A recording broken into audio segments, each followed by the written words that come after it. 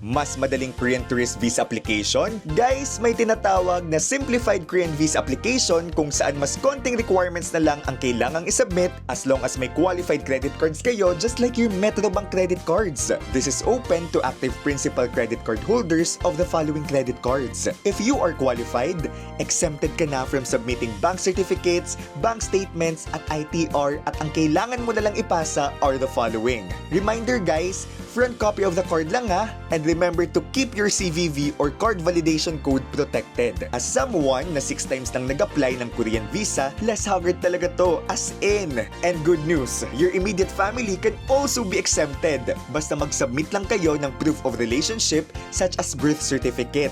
O diba, mas masaya kapag kasama ang buong pamilya mag-Korea. Kung complete na ang requirements ninyo, just submit sa Korean Visa Application Center or KVAC na nasa Brittany Hotel sa BGC. Best news of all is that the simplified application process is extended until December 31, 2025. So para sa mga wala pang Metrobank credit card, hindi pa huli ang lahat. Apply na at mbcpc.co/mbworld application. Start planning your travel early and i-check nyo na ang travel deals ng Metrobank para mas makatipid kayo on the website.